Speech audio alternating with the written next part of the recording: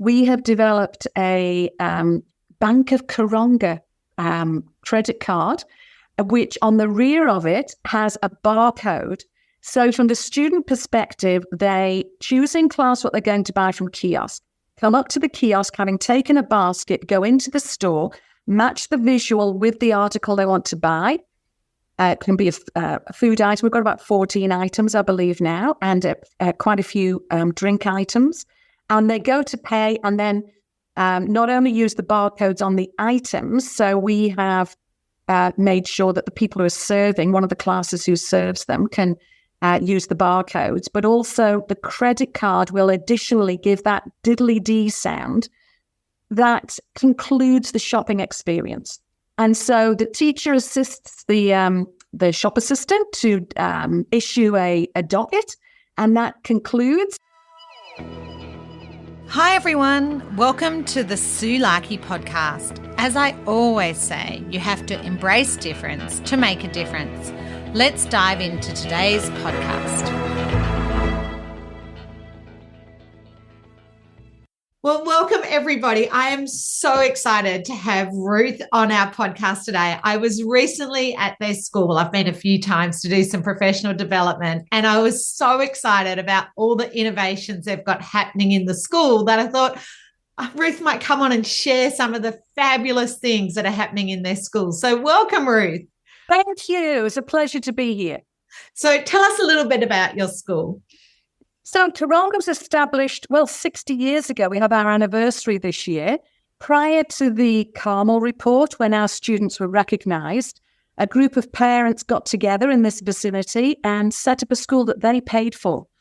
And they were given free of charge a house to work out of.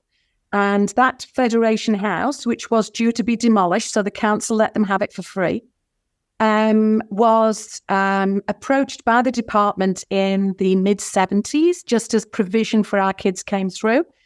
And these parents were thanked for all the work they'd done and all the fundraising to pay for teachers and a principal.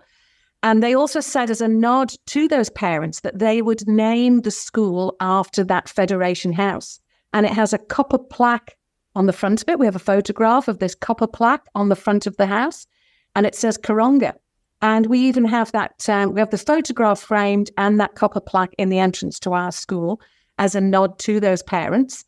And so we believe, although we weren't on this site in 1964, that we acknowledge those parents, those pioneers, who, really helped to change legislation. So we're a school that's been established, as I say, for 60 years. We're on 9 acres, which is very generous.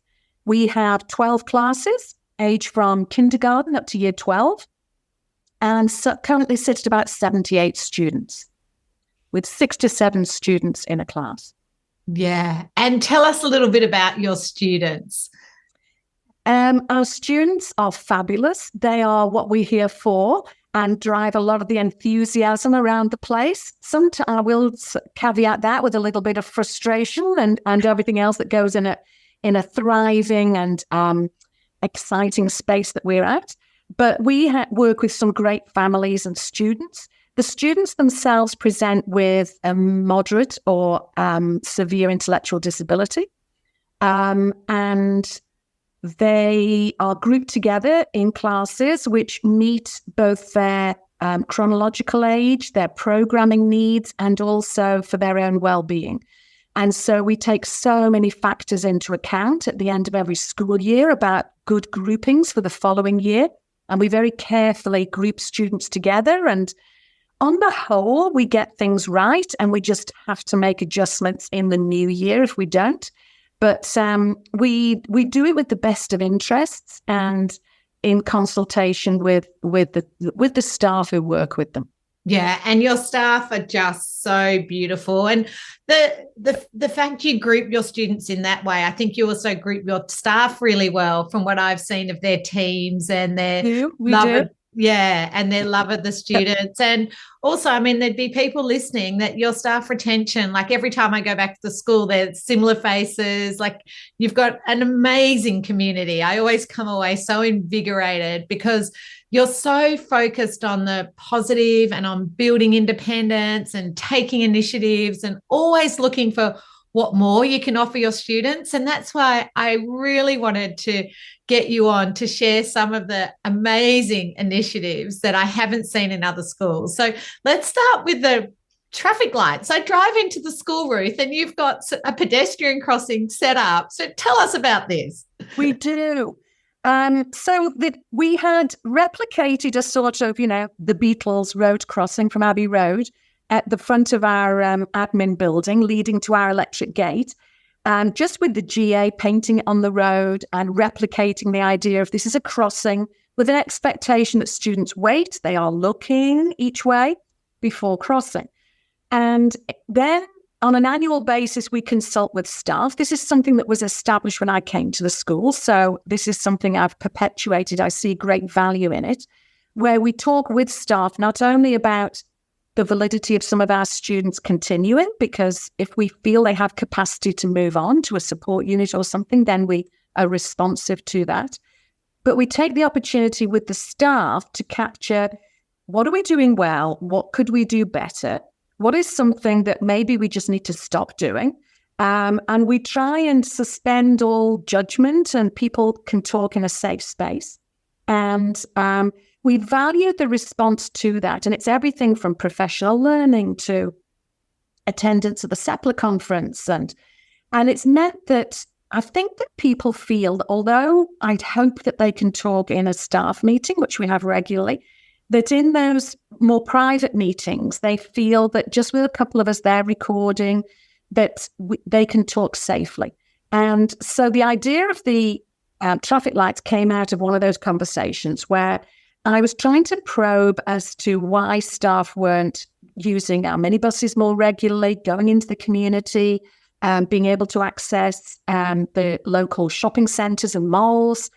And, a recurring theme seemed to be around safety of students, that it was felt that it is so stressful, although it sounds like a great ratio, having 2 staff with 6 students, or potentially 3 staff, depending on if they need a driver with them, that it still can be very stressful taking our students into the community. And so when we probed and found out that crossing a road was extremely difficult and something that our students weren't necessarily practicing at weekends, because this is hard for families. With the complexity of a family, and the Karonga child might be one of several children that they have. So it was felt like, well, we can do something about that. And that became quite a difficult thing to navigate. I didn't realise how difficult. And I reached out to Transport for New South Wales, who were friendly but unresponsive. Every department I got put through to listened to me and understood that we would pay for this crossing. I couldn't even get a price for, how much does a crossing cost? There's no catalogue that says... I'm just going to interrupt. I'm just going to interrupt, Ruth, and say, for people who are thinking just a crossing, this is a proper traffic light crossing with the buttons, the whole thing. It's not just the GA painted. That's what shocked me when I drive into the school. I'm like, is this a new delivery system? But no, it's a proper traffic light. Exactly like the kids would see. It's not a fake thing. It's exactly how they would see. So I can see that you were asking people for something they probably have never thought about putting inside a school grounds. Correct. And when we had them out from Transport for New South Wales, after a long, series of phone calls and petitions, the guy came out who does approve and sanction traffic lights with council approval in various spaces. And he said that he could do a cheaper version for us, either by reusing ones where they'd been removed, so we could have an older version, or we could have a cheaper version by not having the actual traffic lights. Because our students are not learning to drive. They're not responding to the red, amber and green. They are just responding to the button, the curbside, the visual of the crossing man. But on listening to that, it was like, no, if we do this, we do it properly. And we're not always aware what our students process, but there is a sense they do know when things aren't how they see them in the community, and it looks different. So it was like all for one for all. We're in this. And so, I'm going, well, no, I think we can do the full the full suite of everything. And so he did have to talk about realigning the dropped curbs that lead and exit from the pathway. And also we lost, I think we lost 2 parking spots. But it was a case of treat this as if it's in the community, as if it's on the bend of a road, which it sort of is on our site. And with that same thought in mind, he proposed, what we have today. And so we know that's exactly as it would be in the community. A criticism from one of the staffers when we first had it installed, when we first came back after the last October holidays, was it doesn't give you very long to cross. By the time you've activated the button, readjusted your feet to be curbside, kept your hand on the haptics, the pulse, then the cue for the green man, and then staff may need to prompt at the shoulder or give any prompts that are appropriate. Very quickly, it's going to red. And so when I brought this up with the installers and with transport, they said, well, you said you wanted an authentic crossing, and if we give you less time, that's not out in the community. So it's like, well, that's my answer then. That's my answer to the staff here and parents that come, that this is appropriate to the width of that road. So, so it's made us all rethink things. And that's what I love about your school. You're so about building independence and focusing on the future. And, your young people are going to leave school and be adults in our community for a very long time and need to know how to cross a road. And for me, just going back to taking out in the community, this builds long-term opportunities, because if you can't cross a road and you can't get out in the community, no matter whether they're living at home with their families or in independent living in some or group home, crossing a road and being safe really gives them a lot more dignity and options for community access. So I really get like that repetitive learning it, exactly how it looks, practicing, moving at the speed they need to, all of those things. I mean, that's a big project, but having it in the school means you can access it over and over and over again, and that repetition and learning. I love it.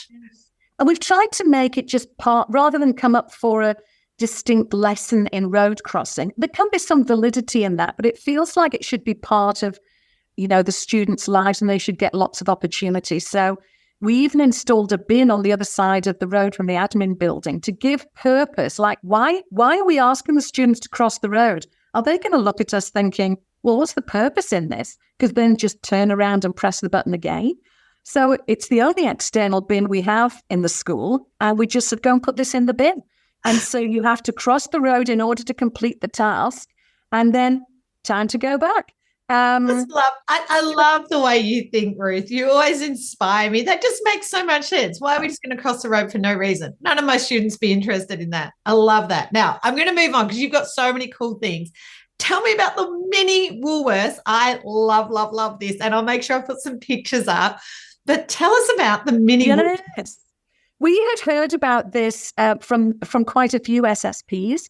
I believe the initiative started in the private sector, and I think that some local Catholic schools and private for students with disabilities had initially started this relationship. And then another school, I believe it was William Rose, was the first school in New South Wales to engage. And I think that they set the path for working with legal and doing some probity around how this is going to look in this relationship, and made it a lot easier for the rest of us who've taken advantage of this. And so Woolworths have been fabulous as partners. They give you an understanding of what the undertaking is, the minimum size room, the accessibility, the connectivity, because along with Fujitsu, who fit the electronic side of things, so 2 working registers, one of which is a self-service like you and I might use when we go into the Coles or Woolworths to purchase 1 or 2 items, along with an assisted checkout. And that gives us the opportunity to have our students practicing these skills of selling and working as if in a store, selling the goods.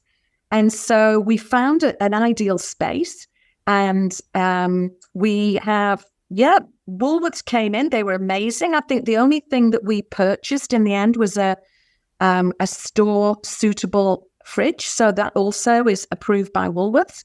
And they've even put signage on it. So it's all authentic Woolworths signage. They were so generous with the goods that they donated to set us up.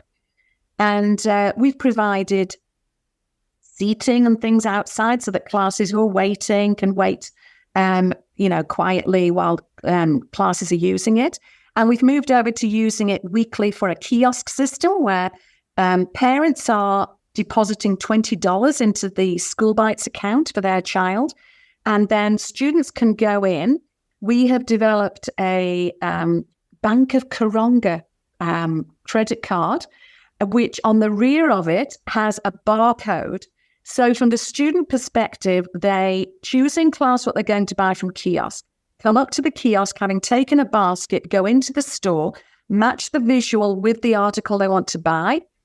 It can be a food item. We've got about 14 items, I believe now, and quite a few drink items. And they go to pay and then not only use the barcodes on the items, so we have made sure that the people who are serving, one of the classes who serves them, can use the barcodes, but also the credit card will additionally give that diddly-dee sound that concludes the shopping experience. And so the teacher assists the shop assistant to issue a docket, and that concludes. And then it's like we're working on greetings, putting the basket back, returning to class. And, it's taken a lot of thinking through how we circumvent money, because I know that Woolworths were really keen. And their initial thought was about the value of currency and coins and notes. And whilst we, are so grateful for this opportunity, and we see that, that was certainly the case some time ago, that what our students see now is their parents either using their watch to activate payment or using their phone and occasionally a credit card. And so we just thought we've got to be clever about this, because the future for our students is unfolding with technology. So, we've had some pretty clever members of staff here working on developing a credit card and making it all work. So, yeah, it's going really well. And the uptake from families has been fabulous. Yeah, no, it is so, I loved it. I mean, it's you even go in and the latest catalogs are there and the bar, like it literally feels like a mini Woolworths. Everything is there. But I think what's wonderful is there's not that sensory overwhelm, and the students can build their confidence and those routines. And yeah, it's just fantastic. But that then brings me to practicing the sensory experience of a supermarket, because you've got this amazing immersive room. So tell us about the immersive room, Ruth. There's so many cool things. Separate to our sensory room, we have what's called an immersive classroom. So this is still emerging technology coming over from Europe. And we, first of all, was sold the idea. And when I was looking for sponsorship, and I approached the P&C and our local sponsors here in town in Epping about it, I put a whole case together that would they support us in this, which was an expensive venture to get into. Because how I phrased it in this petition was, this is bringing the world to Karonga, that we might be able to go out on minibuses and we might be able to go safely into the community with practicing road crossing skills. However, the opportunities with this immersive classroom, which gives us a 360-degree visual digital platform to be as if you're in the snowy mountains, or as if you are in Egypt, or as if you're in Times Square, New York, something that so many of our students could never even, contemplate visiting. It gives them that which can really enrich their whole curriculum and learning access. So we have classes who go into there to read stories. So they might go in and set it all up so that if you're doing a story about, I don't know whether it's the Lion King, there are certainly video installations there about the Serengeti. So the students can be immersed and surrounded by that setting as they're delivered a sensory story. But we can also expose them to real cause and effect opportunities. So whether it is putting the temperature down to 16 degrees, having the snow all around you with the wind and the sound of it, And we've got classes who have made snowballs out of polystyrene and wool. And when you touch the walls, you can stop the snow falling because it's an interactive type system. We also have digital stories. So we have fairy tales, and the students can control with the pages and with the graphics this sort of cause and effect type field with various fairy tales to places around the world. And we've more recently been exploring this 360-degree camera, which came with this suite of technology. So the room itself, if the lights are on and everything's closed down, is a bare room. The only thing in there is a server about the size of a small fridge. And that does all the whiz-bang opportunities, of which there are about 300 that are already installed on the system.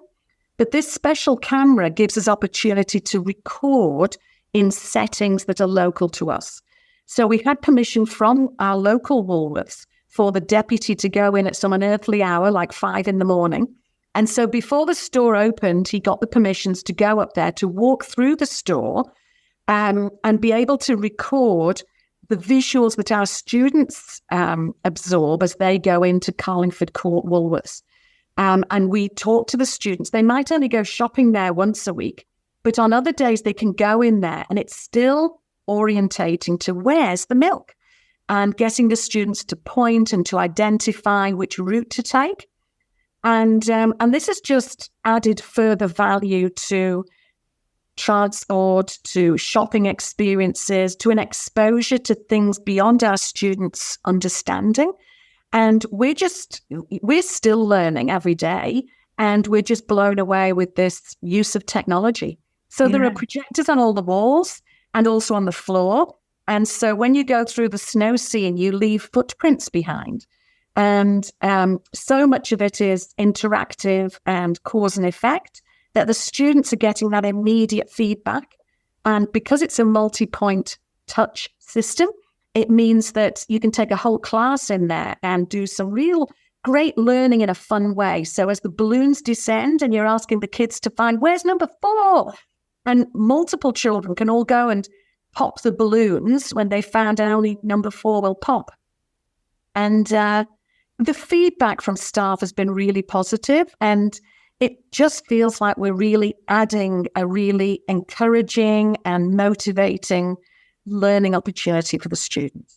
Absolutely. Well, I have to share, Ruth, that when I came and I had a turn in that room, the underwater scene was there when I first went in. And it was just like under your feet, things are happening, and then there's bubbles and you can go and touch it. Like it's mind-blowing how engaging and interactive that you touch the wall and then these bubbles appeared. But then Ruth thought she'd give me the experience of catching a train, which was lovely. So you're standing on a platform, literally you feel the wind of the train. I mean, it's mind-blowing.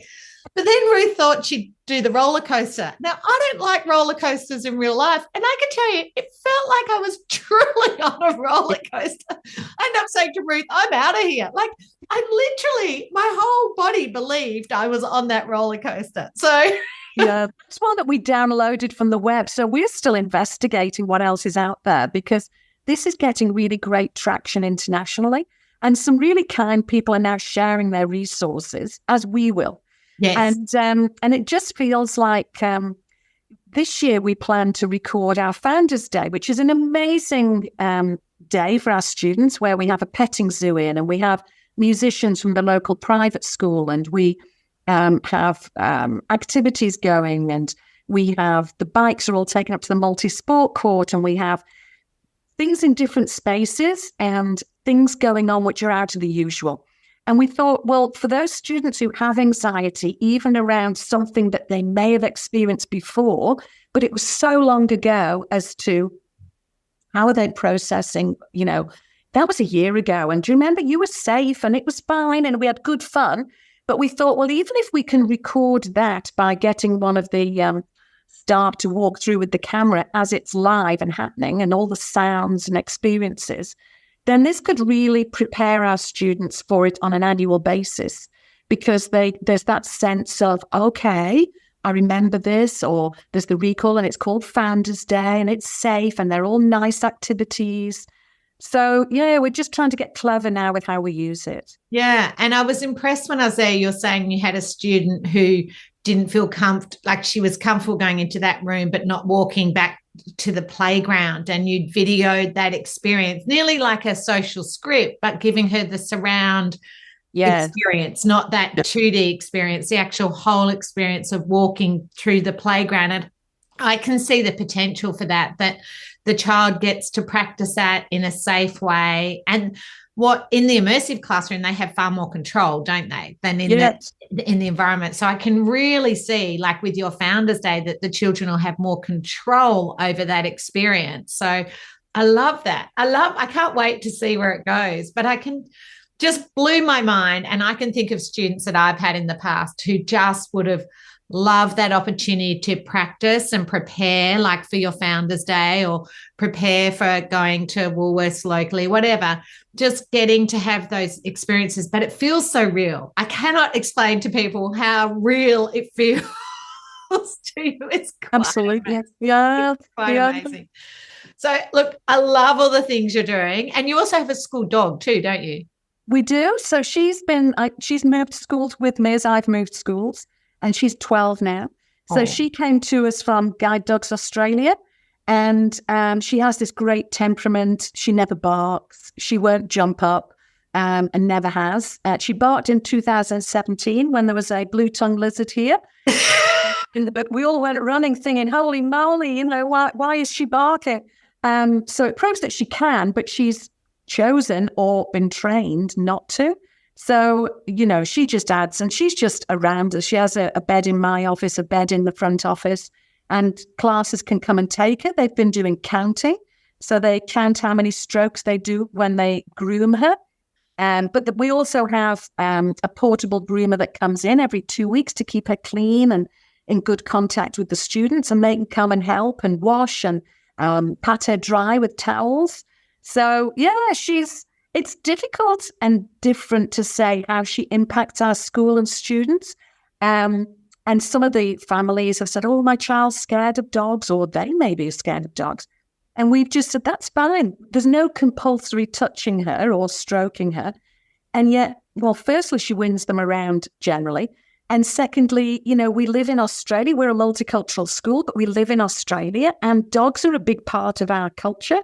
And so even if the goal is that you tolerate Tess walking past you in the hallway, that's still an achievement and something that they can take out into the community.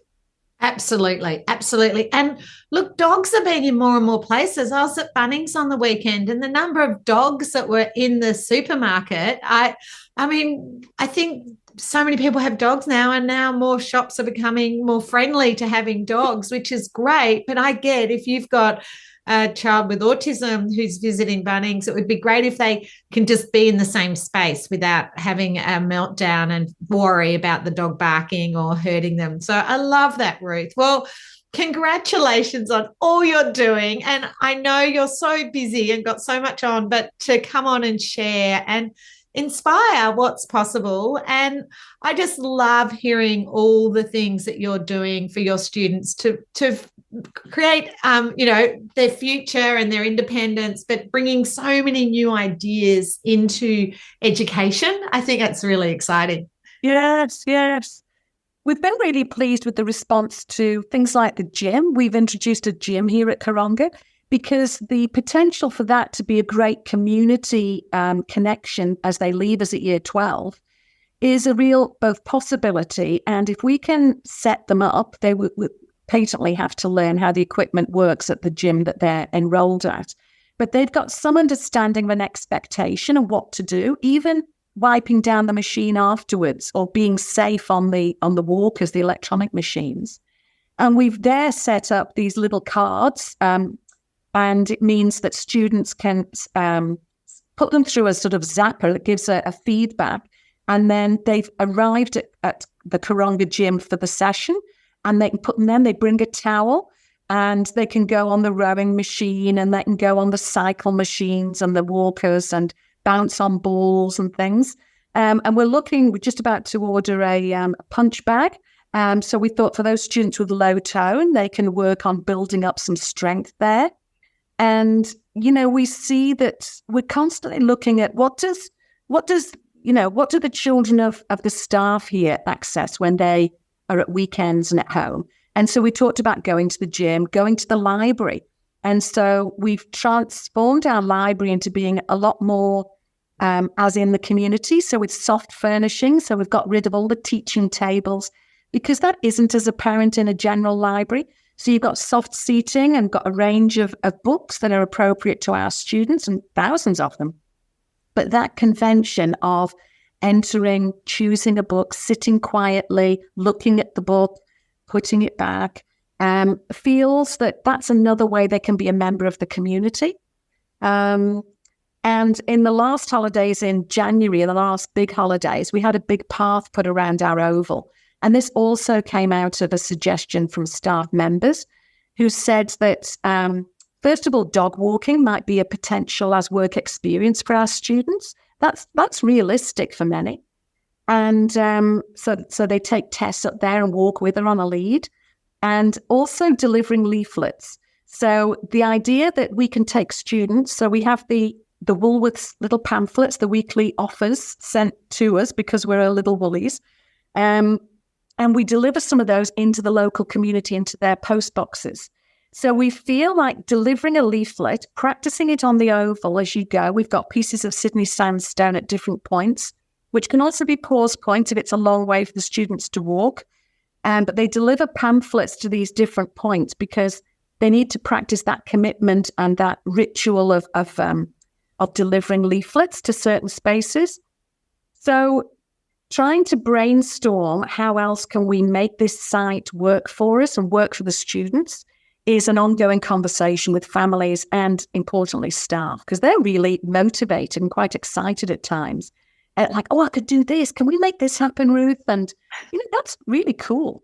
It is. But, I always think, and having worked in special schools, you have to begin with the end in mind and look long term, like beyond here. And what I love, like the leaflets and the dog walking, these are all great future things that I agree, accessible, and even using the credit card, like let's forget about money. These are all so important when we're thinking long term, because it is very easy just to think in the moment, but you think, well, they're going to leave school and then what's next? And like the gym, that's so cool, because I know a lot of young adults I know with their NDIS actually can access a personal trainer. But if they've never been to a gym and the families don't even know where to start, well, I know a number of the young people I know, they go to the gym at the quiet time, not when all the people there before and after work, which would be very accessible for your young adults once they hit that age. So I just love all the things you're doing. So thank you for coming on and sharing. I know we could talk for hours, but I promise you I wouldn't take up more than half an hour of your time. So massive thank you, Ruth. And a big thank you to your beautiful staff who are just amazing too in following through and putting all these things in place and creating this amazing learning environment for your young people. Okay. Thank you, Sue. Absolute pleasure. I hope you've got some great tips and strategies to make a difference. Remember, strategies wear out and not every strategy works for everybody. If you're ready to dive in deeper to more strategies and ideas to make a difference, I'd highly recommend you consider Dr. Tony Attwood or my online courses. For more information, visit my website www.suelarkey.com.au.